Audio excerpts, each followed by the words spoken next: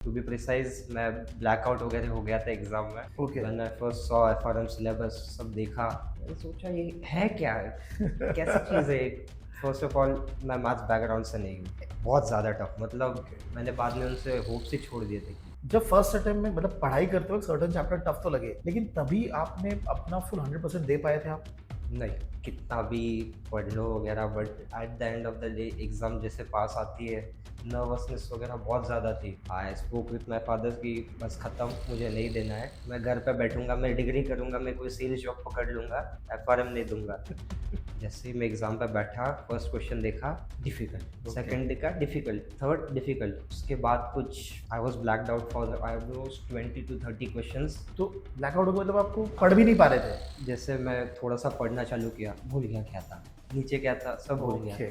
But ये pressure कहाँ से आया? Is it because of the कि एग्जाम का फीस बहुत बड़ा है? कैसे बिल्ड हुआ ये प्रेशर आपके हिसाब से? The main issue I think is my age. सुबह मेल देखा, देखा पास है, मुझे आई थॉट सब मिस्टेक हो गया होगा, इसलिए मैं साइड पे गया, देखा पास है, रिफ्रेश किया 8 बार, उसके बाद आई थॉट हो गया कंफर्म, पास हूँ मैं। 3 tips to new people who going to go for this exam. आपके हिसाब से 3 tips how to clear FRM? First of all the most important tip,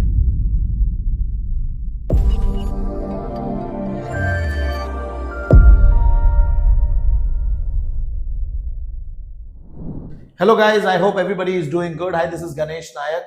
मैं एक बहुत ही इंटरेस्टिंग इंटरव्यू लाया हूं। FRM level 1 cleared candidate in the November exam, आज स्टूडेंट साहिल। बट उसने एग्जाम जो क्लियर किया है वो सेकंड अटेम्प्ट में क्लियर किया है, तो वो अपनी जर्नी बताएगा आज कि कैसे उसने पढ़ाई किया, क्या चैलेंजेस आए, कैसे जो पहले अटेम्प्ट में जो मिस्टेक्स किए थे उसको सॉल्व किया, और किस तरीके से सेकंड अटेम्प्ट में उसने लेवल 1 क्लियर किया in the November 2025 exam. So Sahil, first of all thank you very much for taking out time for the audience. मुझे इनको ब्रीफ बता दो कि आपने बेसिकली आप क्या कर रहे थे बिफोर स्टार्टिंग द एग्जाम, फिर लेवल 1 का फर्स्ट अटेम्प्ट कब दिया और लेवल 2 कब दिया? my name is Sahil. I am a college student studying in KG Joshi Bedekar College, and I am currently pursuing my bachelor's. And I gave my first attempt in May 2025. In that attempt, I was very scared. To be precise, मैं blackout वगैरह हो गया था exam में. And I told sir that. And I guess in November attempt, I told sir about my problem, and we discussed quite a brief strategy how to tackle that situation. Whether it was solving mock papers, whether it was solving questions, questionnaires, etc.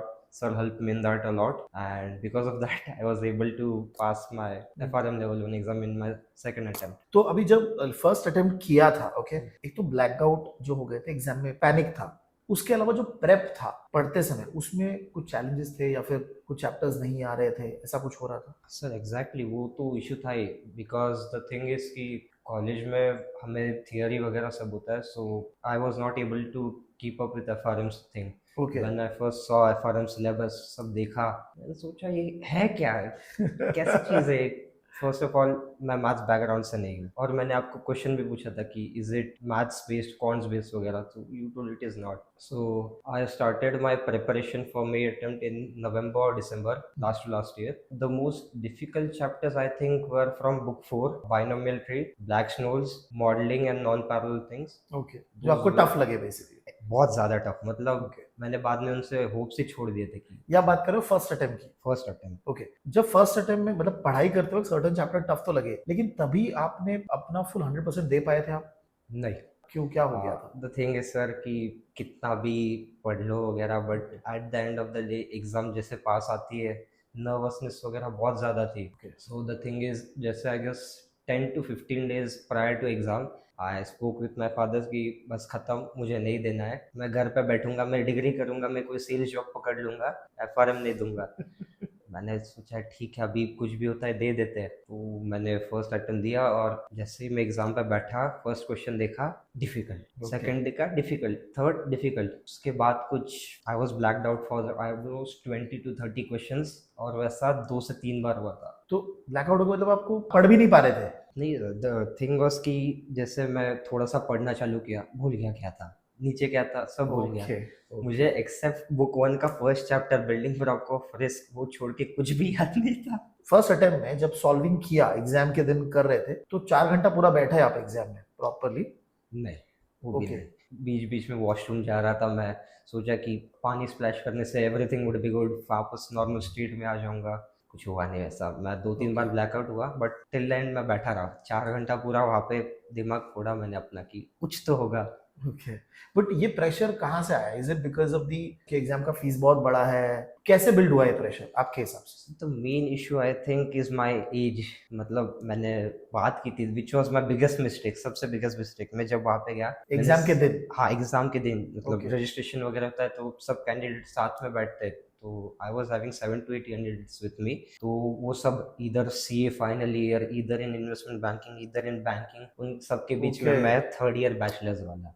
वो it was Okay. An extreme fear for me कि ये लोग और मैं कैसे हो गए। Okay, लेकिन अगर आप वो नहीं मिलते सपोज, तो आप शायद फर्स्ट अटेम्प्ट में निकल लेते। Yes sir, maybe there was a chance for me then. अब जब रिजल्ट आया, पास नहीं हुए, तो आपने सेकंड अटेम्प्ट के लिए फिर से पढ़ाई स्टार्ट की हाँ फॉर द नवंबर अटेम्प्ट। उसमें क्या चेंजेस किए आपने? हाँ सब बहुत सारे चेंजेस किए। जैसे फर्स्ट ऑफ ऑल जो चीज़ मैंने की, मैंने आपको बहुत ज़्यादा परेशान किया, बहुत ज़्यादा गाइडेंस में था आपके, continue call messages, Telegram group पे डाउट हेल्प ली मैंने, डाउट सेशंस में पार्ट लिया। सबसे best I would say that it was the guidance session जो 2-3 दिन पहले हुआ था, few days prior to exam, हाँ, जिसमें आपने बोला था कि क्वेश्चंस हैं जो आंसर्स आते हैं वो लिखो कि ये हो गया, कि Correct. ऑप्शंस नहीं आते तो ए और बी में से कौन सा कंफ्यूजिंग है वो लिखो। वो मैंने सब क्वेश्चंस में किया, which was the best thing for me, क्योंकि ओके।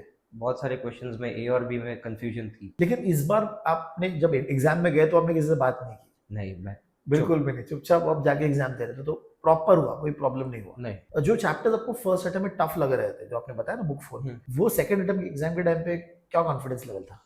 कंपैरेटिवली सर अच्छा खासा कॉन्फिडेंस लेवल था, but still they were my weak point, specially binomial tree, क्योंकि उसकी सॉल्विंग थोड़ी सी डिफिकल्ट हुई। The thing which shocked me was fundamentals of probability, मुझे उसका क्वेश्चन सॉल्व करना नहीं हुआ, whereas in practice session I practice was में हो रहा था, हो एग्जाम गया। में नहीं हुआ। हाँ इवन इन मॉक्स ऑल्सो। लेकिन ओवरऑल जब आपने थियोरी क्वेश्चंस थे एग्जाम के अंदर, तो थियोरी में थियोरी टफ लग रही थी कि कैलकुलेशन टफ लग? So I would say theory tough था, क्योंकि calculation based questions were only 20 to 21 questions, out of that also कुछ बस शार्प रेशियोज के थे, ट्रेनर्स के थे, मतलब बस you put in formula and हो गया खत्म। But there were few questions of especially modeling and binomial, also of probability, समझ नहीं रहे थे। But okay, when you take theory में almost 30 to 40 क्वेश्चंस ऐसे थे जिसमें मैं ए और बी में कंफ्यूज था टिल द एंड। फिर लास्ट में मैंने वापस उन्हें गो थ्रू किया, फिर 40 में से सपोज 20-25 करेक्ट थे मेरे कि हाँ ये करेक्ट है, फिर बाकी के बचे वो भगवान की भरोसे। ओके। लेकिन इस बार जब एग्जाम से निकले, क्या लग रहा था? पास होंगे, फेल होंगे, क्या था? होपलेस, क्योंकि एग्जाम से निकलने के बाद मैंने सबसे बात की and same CA finalist, investment banking, personal. अच्छा, जो वहां पे थे लोग? हाँ, some of them were in CRISIL, some of them were in SEBI. Bachelors, that too from a tier 2 college. How can I do it?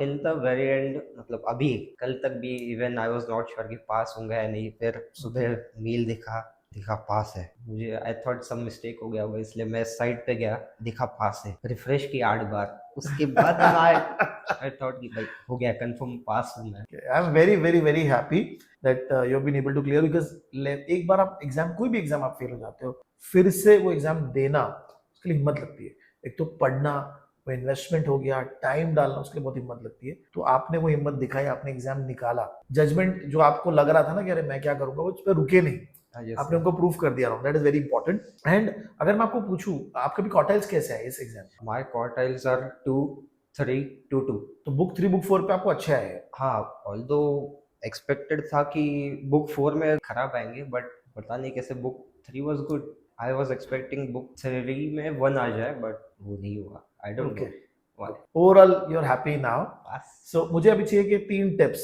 To new people who going to go for this exam. आपके हिसाब से 3 tips how to clear FRM exam? First of all the most important tip, स्वेजर।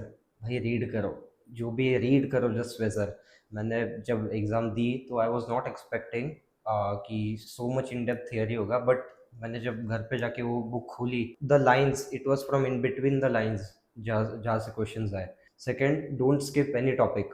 जैसे first time I guess रे rock का question आया था last time, या फिर उससे लास्ट टाइम मैंने देखा था रे रॉक का कहीं पे भी क्वेश्चन नहीं था, बिल्डिंग ब्लॉक ऑफ रिस्क वाला, वो फर्स्ट टाइम आया था, दैट टू फार्मूला बेस्ड। और तीसरा, जो अगर आप मैंने बाद में दोगे, जैसे मैंने ऑलमोस्ट 13 या 14 को एग्जाम दी थी, सबके लास्ट डे पे, तो मैंने लोगों से बात की थी, उन्होंने बोला ये आता है, मैंने उनका सबका सुना, और वैसा कुछ भी नहीं आया। It was not at all good. But sir ने बोला था कि सॉल्विंग करो, मॉक्स दो, सब करो, इसलिए I did everything and hopefully I got passed. One more tip, don't take mock too seriously. I got 46 on my first mock, Okay. 53 on my second mock, GAP mock, whereas sir's mock I was performing a bit good, 55, 57. So even if 40 वगैरह है, so don't take tension. Yeah. Wonderful. I mean, this conversation will be really helpful. बहुत सारे बच्चे हैं जो अभी इस बार भी फेल हुए हैं, उनको नेक्स्ट अटेम्प्ट के लिए मोटिवेशन चाहिए, तो your story can really help them. Thank you. Thank you, sir.